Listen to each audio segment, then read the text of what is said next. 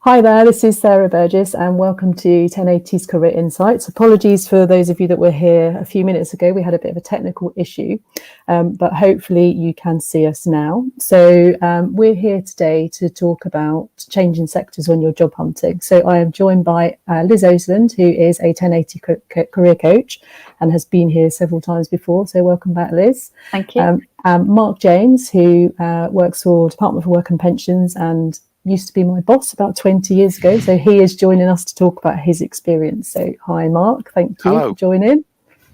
So as always, please do like, comment and ask questions throughout the sessions. We really like them to be as interactive as possible. And what we're going to do just for a quick start is a brief intro to Mark. So Mark, if you wouldn't mind just giving a bit of an overview as to what you've been up to. Yes, I've noticed as my age has pushed on, these intros have got longer and longer. I'll try and keep it quite short. So yes, so the last dozen or so years I've worked for Department for Work and Pensions, primarily in my sort of area of speciality, which is senior leadership development. So looking at everything from kind of major leadership interventions across DWP through to working with senior teams and coaching one-to-one senior individuals.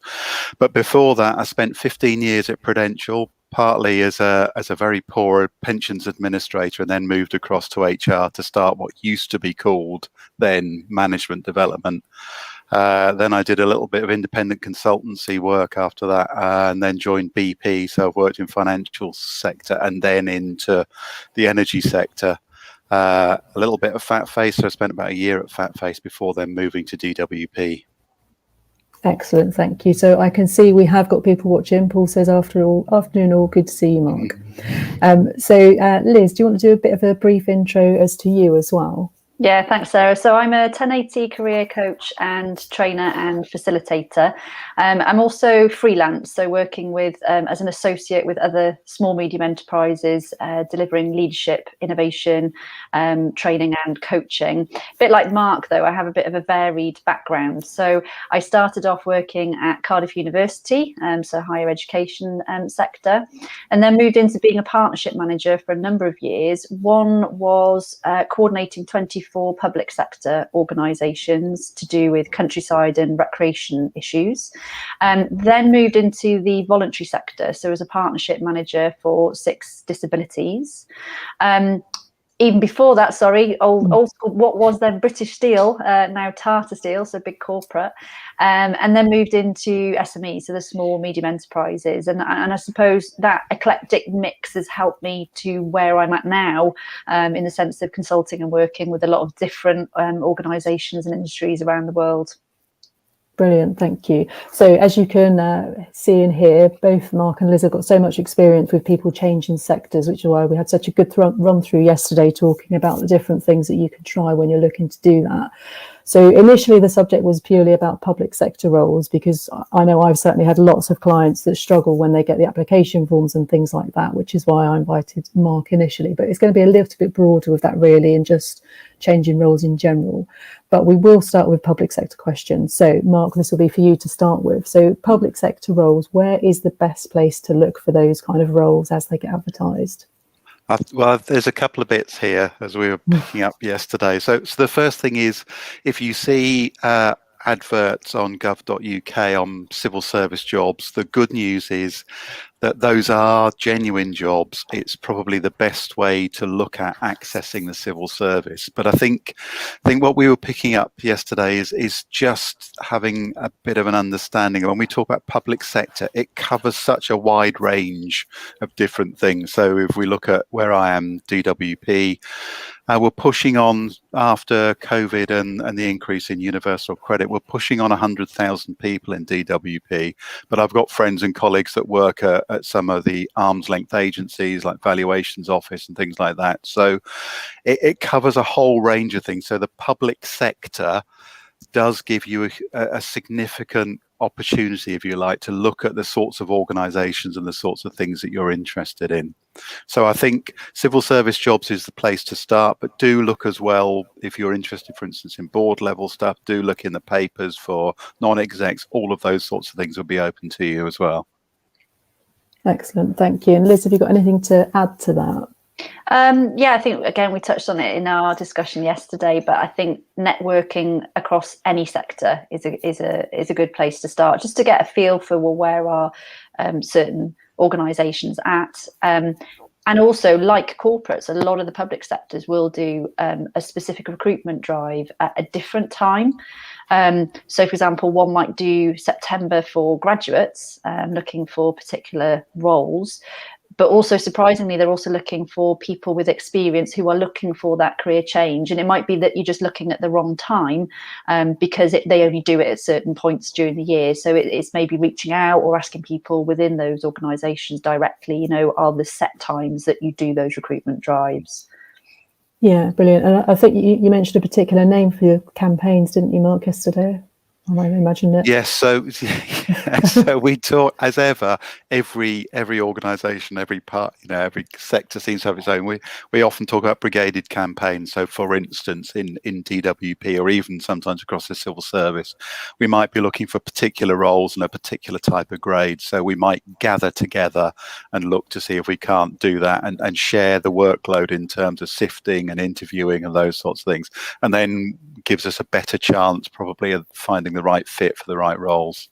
One place I find is quite an interesting one that people haven't heard about. So if you're looking for roles specifically within higher education, I know that's not public sector, but if we're looking to change sectors, it's jobs.ac.uk. And within that, you can filter. So you literally split the website, and one is the academic side. So if you are a professor or lecturer or something like that, but the other side is all the admin and professional roles. So again, if you're an accountant or project manager or anything like that, it's surprising actually what comes up within those universities and higher education. So that's jobs.ac.uk. So that's not a particularly well-known one either. Okay, that's great. I'll add that into the comments afterwards. So that's really good. And just going back to the point about these genuine jobs, I think when we talked about this yesterday, what you said, Mark, was that it basically means it's been advertised internally and not filled. So it is exactly. It is the case that there's a genuine external job that someone will get. Okay, brilliant. Okay, so in terms of the application process, so I mentioned, I've had clients that have spent hours and hours on application forms. So any tips for the application process and getting into sort of civil service type work? I think this is where Liz and I were kind of in agreement. Good principles for your application form are good principles. So looking for the levels of experience they're looking, they're asking for in the job role, looking to draw those out in your application form or your CV, drawing those out, looking at your personal statement, having a think about the organisation you might be applying for. So although we talk about the public sector, as I indicated, size and kind of role vary hugely. So for instance, the DWP is very much led by policy, and then it's an operational department. So we have over 700 different sites, representing Job Centre Plus. So do have a think about the sort of organisation that you're approaching, not just the press, but go on their website, all of those sorts of things. So I think good practice for applying, understand the organisation you're applying to, understand what draws you towards that role. Those things will stand you in good stead. Okay, Liz, anything to add to that? Probably patience as well. Something we talked about yesterday was that it can often be a much lengthier process, and that's not because they don't want you or anything like that. It's just the thoroughness of it and the paperwork and due diligence that is required. Whereas if you go for a small business, you might have your interview and be offered on the Friday, and if that's your past experience, it's just to have patience with that process. And so if it is something that you think you really want, it's about that perseverance, that it could take 2-3 months potentially, depending on the role and what that level is. Yeah, that's a really good shout, Liz, because there's a requirement in the civil service, both internal appointments and external, for fair and open competition. Yeah. So we have to make decisions for the SIFT that has to be tracked and recorded. Likewise, when you go to the first interview, etc., etc. So there's quite a paper trail, an audit trail to demonstrate that the appointments are fair and open. Yeah. Yeah, which you can see I put the next question up there, which we've kind of covered now. So is it as lengthy a process as it used to be? So I'm sure I remember clients saying they had to go through all sorts of checks, more so than normal organisations. Is that still the case as well, Mark? Yeah, absolutely. So there's a minimum kind of level of security check as well. And if you happen to be approaching a department like, for instance, the Home Office, then there might be upgraded security checks before you can be allowed in. And even so, I've got a graduate starting. I'm sure some other employers do this, but I've got a graduate starting today. Is her first day, but I meet her for the first time on Tuesday. I have to see that she actually matches her passport photo. So I have to do a visual check before I'm allowed to escort her into the building. So even things like that are important. Right, okay. So there is lots to consider then, compared to other companies. Yeah, and I would say the more, I hate talking about seniority in junior roles, but the more senior the role. So when you're starting to look in civil service terms about grade 7 and grade 6, so just below what is traditionally known as the senior civil service, again, that will be a tougher process. You might find yourself being invited to what used to be called a fireside chat. There might be a different, but it's the job holder having a conversation to see whether there's a good match with you and you'll be a good fit for the team as well. And I suppose going on from that, depending on what the role is, as Mark was saying there, with levels of security checks, if they're saying that DBS, so to be able to work with young adults and children and vulnerable people, you need your DBS or advanced DBS. Now, you might not have had a requirement for that in the past, but if you're willing to pay and it's a small amount, you could actually get that ball rolling yourself, so that doesn't then come at the end where you're being offered and then you have to wait another couple of weeks up to a month to actually put that application in, knowing that hopefully it's all clear for you anyway. So I think there are some things that you can proactively do, and like Mark was saying there, have you got your passport, your driving, do you know where they all are, and all those sort of documents, so that you're not then stalling the process at the end if you're offered the role. Yeah. What about things like exam certificates? Do you need those? Again, I've had clients that have gone, I did my O-levels 40 years ago. I can't find the paperwork anywhere. Is that still required? For some roles, it seems it's been a while since I've applied for a job. And as a man who doesn't know where his degree certificate is, I don't believe I had to prove myself, but there may well still be some requirement in some of the other roles. Yeah. Okay. Excellent. Yeah. Okay, so I think basically what we're saying is it's like any role that you're applying for, essentially, you need to know the job description inside out. You need to be using the right kind of language. You need to be mirroring to some extent and giving good examples. Yeah, and absolutely know the organisation. As I said, the public sector covers such a range. The difference between DWP, between Ministry of Justice and the priorities of those organisations. So if you can understand a little about what's going on for them. So, right now, understanding that DWP is under significant pressure as the uplift in universal credit is removed. Understanding those elements also might give you a factor. Those things can intrude as well on the process itself and extend the process. Okay, good point. Okay, so is there any truth to the idea that there's a type of person who applies to the public sector? So again, talking about this yesterday, and I know that I've had lots of clients that have been maybe moving out of the public sector or looking for their next job in, and they've kind of all talked about this idea of giving something back. So do you think that's a fair assessment? It's a very good question. It's not a requirement. What I would say in my experience in DWP, because we get out and about a fair amount. So in the days before COVID, when we used to go out and run events, what we would find is a significant number of people. We did something asking about why they were here, the things that really mattered to them. And I would say, particularly in our operational departments, those that work in job centres, contact centres, close to 50%, I think, of the responses we got said, I want to make a difference. And of course, if you're sat as a job coach opposite someone trying to help them get a job, you can absolutely understand that. It's not a requirement. There are still people who come to the civil service and want to do a good job, but they're not driven by a public sector ethos. So it's not a requirement. But I think, probably similar to the third sector, there are significant numbers of people who absolutely, and you will find people whose families have been part of the public sector too. Okay, and Liz, anything to add to that from your other places Yeah, you've I worked? think, there can be a lot of preconceptions or maybe biases as to what type of people work in different industries. And I think for me, it's very much around, and this is my own experience because I have worked in higher education, voluntary sector, public sector, SME, corporate. For me, every time I moved, it was about that role and the fit with the people that were interviewing me and what that particular project that I was going to be working on and that surrounding me. And that was my driver and my passion piece at that moment in time. And I think, COVID has sort of given us that everything doesn't have to be forever and for life. And a lot of people are looking to make that move or career move because it suits them right now because they've had that time to reassess.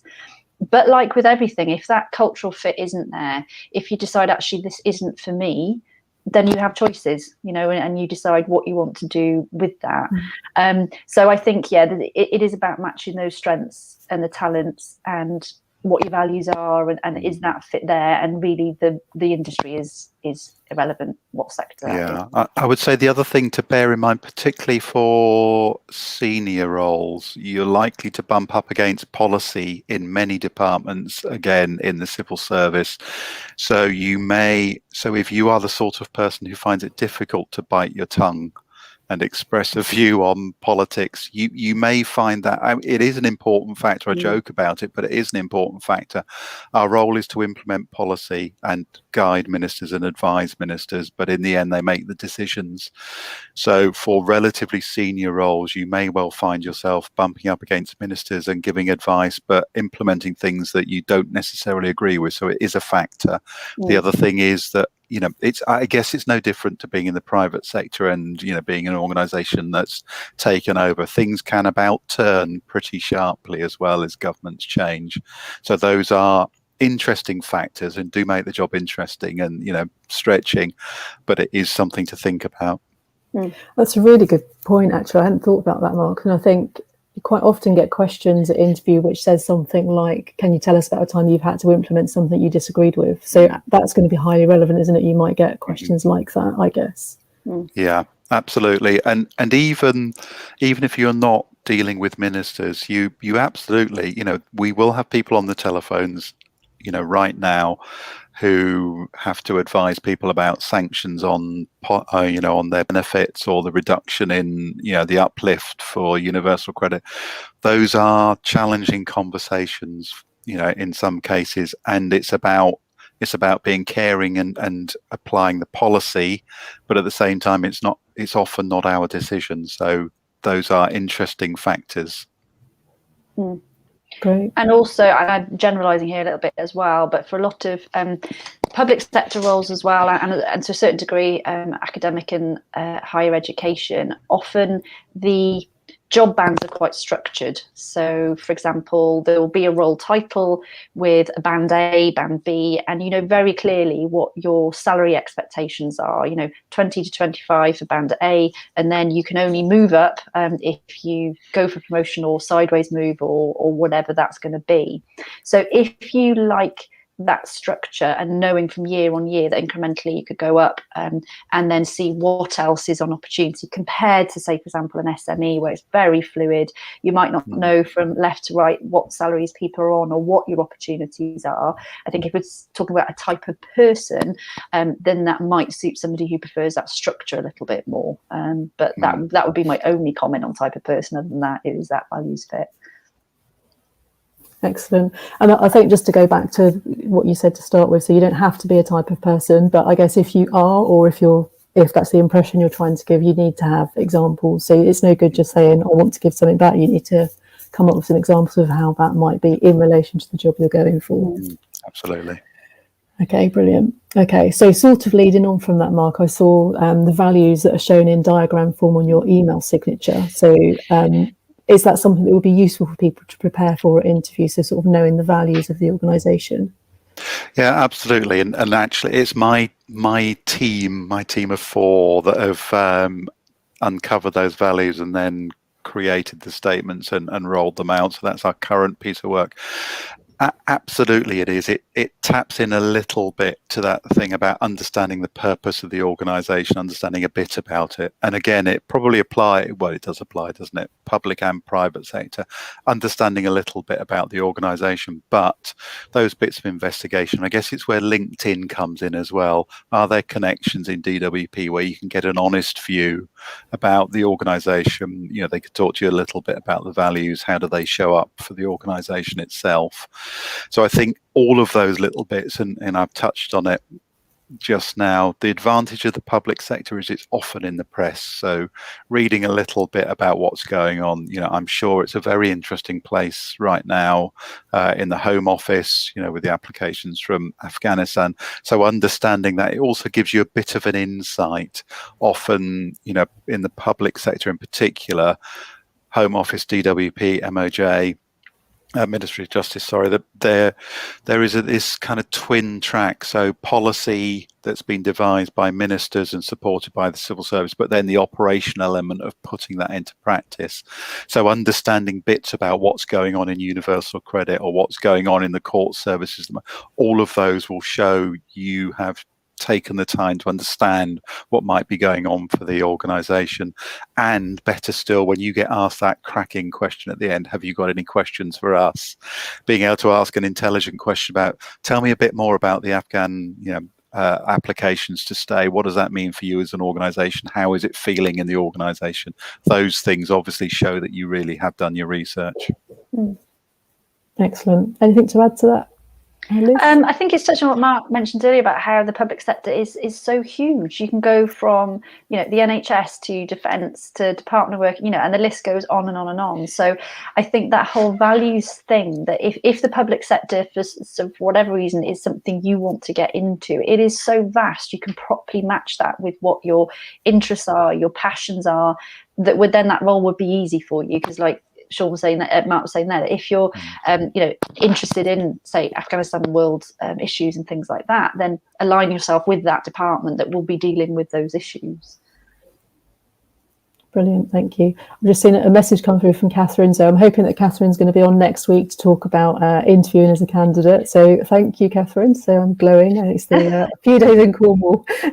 Thank you. Okay, so Mark, what is it you like about the public sector or civil service in particular? Well, I think the first thing is that I was very lucky. I saw a job description when I first joined DWP that felt like I had written the job description. So it talked about supporting senior civil servants and doing everything from looking at behavioural change and individual coaching right through to senior team development, which were all the things that really drew me.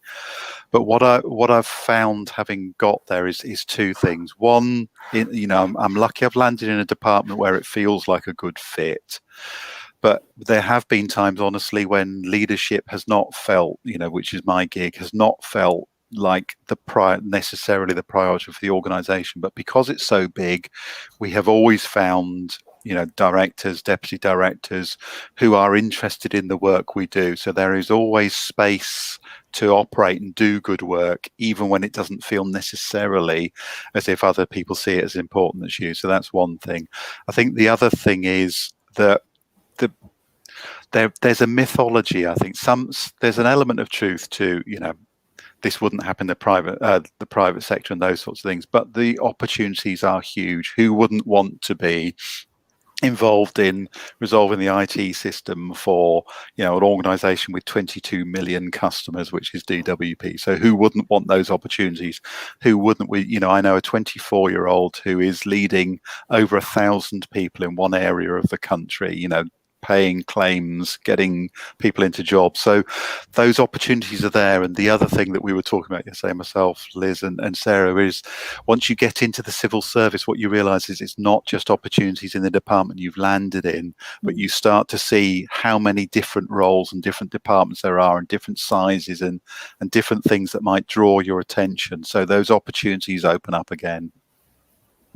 Excellent. And Liz, observations from you and your experience? Yeah, it's interesting. I've never directly worked in public sector. However, I've worked in partnership with, and obviously done executive coaching, career coaching and training to public sector. And I think for those people that I've worked with, there is, and I mean this, a true passion and belief in what they do. that is different to what I've seen in the corporate world. True belief in almost like that mentality of I'm here to serve. I think is the difference. Yeah, and I've definitely seen that with clients that I've worked with from the NHS as well, in particular. They don't want to leave. They absolutely love it there in general, and it is because of that real, can almost tangibly see what they're doing to help. Yeah, absolutely. I mean, I can honestly say I've been very lucky. I'm in a trade that a mentor got me into, the leadership development. So I love what I do. But I have, I've got colleagues who I respect, but I've got 3 or 4 friends from DWP where the work we have done, I was talking to a colleague of mine yesterday and saying, this work on values is the work I'm most proud of. And, at my age, at 59, to be still saying I'm doing work that's stretching and challenging and I'm really proud of it and I enjoy it, who wouldn't want that? Brilliant. And can you remember, Mark, how you actually did that switch into the public sector from wherever it was you were just before that? I was part of a bit of a brigaded campaign. So the HR Director General in DWP had decided that what they wanted to do was to bring in a cohort of, see all the military language we like to use, a cohort of individuals from the outside to bring a different perspective to HR. So there were about 10 of us, I think, that came in at the same time to a relatively small HR area. So it was I was one of those people that saw a brigaded campaign done through an agency. And so that was my experience. And it was, as I say, it wasn't a conscious, I wanted to go to the public sector. The role just looked such a good fit to me. Brilliant. Okay. And you sort of loosely mentioned this term fireside chat earlier on. And I think yesterday when we spoke, we said it seemed to be similar to the idea of informational interviews in that you're looking to get into an organisation. So it may be about identifying people who you might be able to have a chat with. And it's a bit like a coaching chemistry chat almost, because it's it is two-sided. So I had one with the person who was going to be my director, so I wouldn't report into her directly, but she was able to kind of feel out what it was that had drawn me to the role, a little bit about my experience, but it was as much a chemistry conversation. Can I work with this person? If I bring this in, will they be a good fit? And it also allowed me, it was a woman called Dawn, it allowed me to think I could definitely do business with this woman. So it tends to be for those more senior roles, but it's absolutely about a two-sided element, because at that point if I had not felt it was a good fit, I wouldn't have carried on, I'm sure. Yeah, that's great. And we touched briefly on LinkedIn yesterday in that lots of people I've spoken to who work within sort of civil service have said, they're on LinkedIn, but they don't use it because they don't intend on leaving or, for whatever reason. So we were sort of saying it's still good to be able to find people like that, but I guess don't expect them to be active particularly. Yeah. I think that's spot on, as someone who probably is a little bit out of date. But then I also get a bit frightened by adding a line saying leading on values. Then you get 47 congratulations on your new jobs. Well, I can show you how to switch that off. And Paul's saying there, like that term, coaching chemistry. Mark. So thank you for that. So I can see we have had a fair few people watching, so that's really great. Hopefully it's been a really useful session for you. And we will finish, as we always do, with a top tip to leave with. So if you are looking to change sector, then I'm guessing Liz will probably give you a more general one, but Mark a bit more specific about civil service. So what's your top tip, Mark? I think have a look at the departments that draw you, so areas that are of real interest to you, because, as I say, so many people in our civil servant roles, are drawn by the public sector ethos. So being in somewhere that believes in the role we play in DWP or in the Home Office, I think that will absolutely stand you in good stead. Brilliant. Okay, and Liz? And just repeat what I said earlier, really, around that, if it feels right and the values match that we talked about and the culture and the team that you're going to work with, and it's likely that will work and be successful for you. I think for me personally, having worked in so many different industries, it's almost like it's given me that accelerated learning of having experienced voluntary sector, higher education, working in partnership with public sector, corporate, SME. and I couldn't be where I was if I hadn't had that broad experience. So sometimes acceptance of art's that moment in time. So if it works for you right now, whatever industry that is, then that's right for you. Brilliant, thank you. Okay, so I think as most of our sessions, we talk a lot about tailoring your application for the role you're going for, and I think that applies here more than anything. So thank you again for joining us, Mark, and thank you, Liz. You're welcome. Thank you. And next week, not exactly sure on the topic, but I think, hopefully, Catherine, who just popped up earlier, might be coming on to have a chat about what it's like to be a candidate interview. So looking forward to that. But anyway, I'll be back next Wednesday at 12. So thank you again for joining, and I will answer any questions that come up later on the chat. So thanks again. See you next week. Bye. Take care. Thanks Bye. all.